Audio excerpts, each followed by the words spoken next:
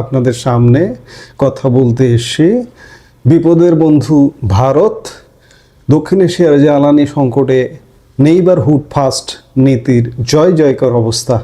দর্শক, আপনারা ইতিমধ্যেই জানেন যে পশ্চিম এশিয়া অস্থিরতার প্রেক্ষিতে, বিশেষ করে ইরান যুদ্ধের প্রেক্ষিতে আমরা বাংলাদেশ সহ সারা পৃথিবী জ্বালানি সংকটে কিভাবে নাজেহাল হচ্ছে।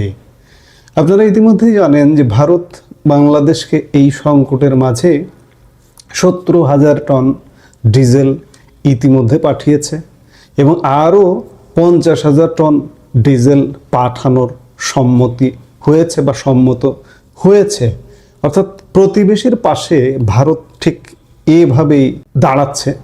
জানলে অবাক হবেন, শুধু বাংলাদেশের পাশে যে দাঁড়াচ্ছে তা নয়, ভারতের যে প্রতিবেশী দেশগুলো আছে, শ্রীলঙ্কা, নেপাল, ভুটান, মালদ্বীপ, নানাভাবে প্রত্যেকটা দেশের পাশে দাঁড়াচ্ছে। আমরা যদি সাম্প্রতিক সময়ে অন্যান্য দেশগুলোর সাথে দেখি, বাংলাদেশকে যেমন 70,000 টন পাঠিয়েছে, 50,000 টন আরও পাঠাবে, তেমনি শ্রীলঙ্কায় গত 28শে মার্চ শনিবার 38,000 মেট্রিক টন জ্বালানি তেল পাঠিয়েছে ভারত। এর মধ্যে 20,000 টন ডিজেল এবং 18,000 ton petrol. Indian Oil Corporation Lankan শাখা, শ্রীলঙ্কায় তাদের একটি শাখা আছে, এর মাধ্যমে এই সরবরাহ নিশ্চিত করা হয়েছে। 2022 সালের অর্থনৈতিক সংকটেও ভারত প্রায় $4 বিলিয়ন সহায়তা দিয়েছিল শ্রীলঙ্কাকে। বাংলাদেশের খবর আমরা শুরুতেই বললাম যে ভারত বাংলাদেশ মৈত্রী পাইপলাইনের মাধ্যমে আসামের নুমালীগড় রিফাইনারি থেকে ইতিমধ্যে বাংলাদেশে 17,000 টন ডিজেল এসে পৌঁছে গেছে। আরও 50,000 টন পাইপলাইনে আছে, ভারত যেটি সম্মত হয়েছে। বৈশ্বিক জ্বালানি অস্থিরতার মাঝেও 2017 সালে দীর্ঘমেয়াদী চুক্তির আওতায় ভারত স্থিতিশীল মূল্যে এই সরবরাহ বাংলাদেশকে বজায় রেখেছে। নেপালের সাথেও ভারতের জ্বালানি সম্পর্ক দ্বিমুখী এবং অত্যন্ত গভীর। নেপাল তার প্রয়োজনীয় পেট্রোলিয়াম পণ্যের 100% ভারতের কাছ থেকে আমদানি করে। দক্ষিণ এশিয়ার প্রথম আন্তঃদেশীয় পাইপলাইন মতিহারি ও আমলেখগঞ্জ দিয়ে ভারত নেপালকে ডিজেল সরবরাহ করে।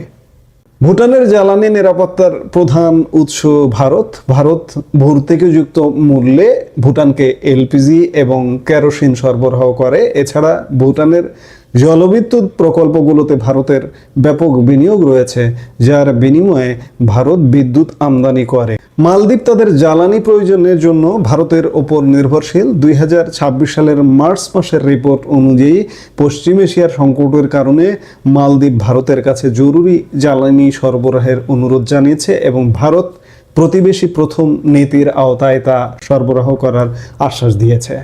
আফগানিস্তানের সাথে ভারতের সরাসরি জ্বালানি পাইপলাইন না থাকলেও ভারত দেশটিতে মানবিক সহায়তা অব্যাহত রেখেছে। 2026 সালের মার্চ মাসে ভারত কাবুলে 2.5 টন জরুরি ওষুধ ও চিকিৎসা সরঞ্জাম পাঠিয়েছে। জ্বালানি এবং গমের মতো খাদ্যশস্য সরবরাহ ভারত ইতিবাচক ভূমিকা রাখছে। বিশ্ব রাজনীতিতে একটি কথা প্রচলিত আছে, আপনি আপনার বন্ধু পরিবর্তন করতে পারেন কিন্তু প্রতিবেশী নয়। আজ আমরা 21 শতাব্দীর এমন এক সন্ধিক্ষণে দাঁড়িয়ে আছি যেখানে জ্বালানি সংকটে থমকে যাচ্ছে বড় বড় দেশের অর্থনীতি। ঠিক এই সময়ে দক্ষিণ এশিয়ায় দাতার ভূমিকায় নয়, বরং প্রকৃত বন্ধু ভূমিকায় অবতীর্ণ হয়েছে ভারত। ভারতের প্রতিবেশী প্রথম বা নেইবারহুড ফার্স্ট নীতি যে কেবল কূটনীতির বলি নয়, তার প্রমাণ মিলল শ্রীলঙ্কা থেকে শুরু করে বাংলাদেশে। এটি প্রমাণ করে যে বিপদে পড়লে প্রতিবেশীরা জানে ভারত তাদের ফিরিয়ে দেবে না। এখন প্রশ্ন উঠতে পারে, ভারতের নিজেরই তো বিশাল চাহিদা, তবে কেন সে অন্যদের দিচ্ছে?